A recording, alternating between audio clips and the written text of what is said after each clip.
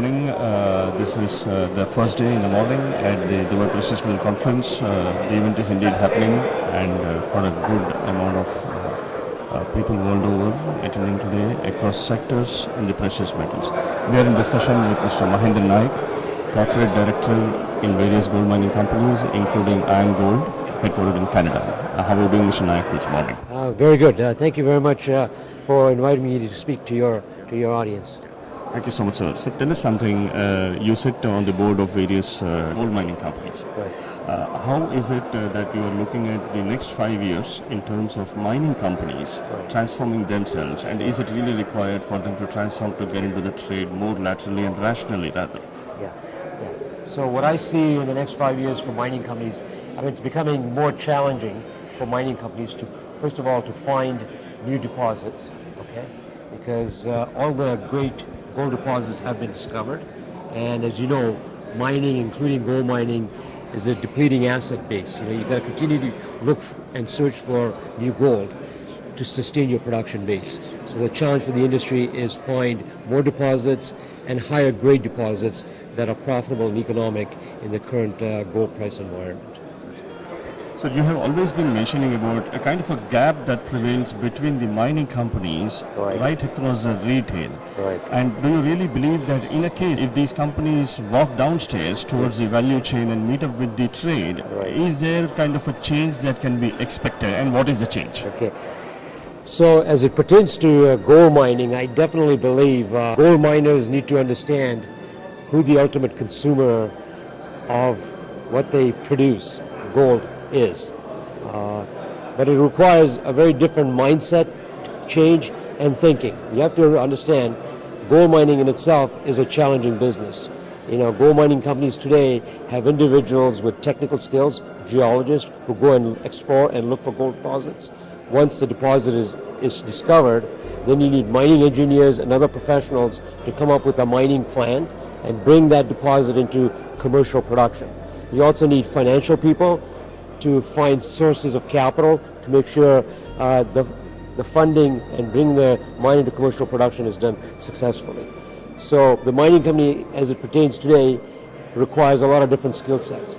The other more significant skill sets is more and more required is invariably when you're dealing with mining, you're dealing with a community. And invariably, the impact of mining on a community is very substantial. Okay? So miners, in some ways, by necessity, have a social obligation, and you also invariably are involved with the government. Okay, in most mining jurisdictions, the government is a part owner of the mine as well as the community.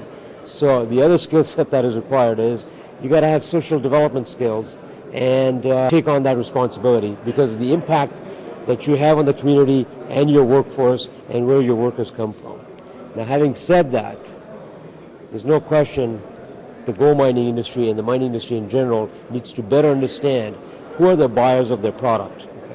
And conferences like this are very helpful and useful in doing that.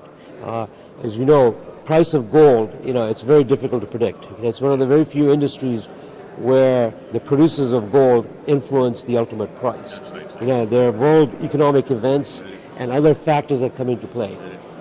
But it's equally important, if they can't influence the price, they should understand who the different players are who end up buying gold and directly or indirectly influence the price of gold. So it's going down the value chain, okay? And very simply put, when a gold miner digs gold out of the ground, it's money in the bank. The gold miner does not think and worry about who's buying it, what purposes are they buying it for, and where it ultimately ends up. So I think we as an industry should stand back and say, hey, let's understand a little bit more about that and that. And similarly, for people who are involved in the value chain downstream, whether it be consumers, jewelers, jewelry manufacturers, or bullion traders, or other industrial groups who use gold in their industrial manufacturing process, also need to understand what the mining industry is all about, okay, and the challenges they face in that. So in this context, DMCC, the world's #1 free zone, Dubai is one of the leading gateways for trade, the Dubai Precious Metal Conference. How do you look at the importance of these avenues and opportunities? Okay, I look at it as being very important. It is, I'm astounded the volume of gold that comes through Dubai. If you think about it, Dubai, I mean, it's a fabulous area, but Dubai in itself does not produce any gold. Yet it handles such great volumes in that. So from my perspective, very simply, Dubai is a very important market, and people, including gold miners like myself, should better understand how this market works, the dynamics, the different aspects of it and that. And I've been coming to this conference for a number of years, and the sheer growth in the gold that's being traded is astounding, and it's projected to grow even more. So to me, I look at Dubai as a very important trading hub. I also look at Dubai in this area as a source of capital, not only financial capital, but also capital in terms of knowledge about the dynamics of physical gold buying and trading. Perfect. Thank you so much, Mr. Naik, one of the most outspoken personalities in the gold mining sector worldwide. Thank you so much for your time, sir. We wish you a good conference. Thank you.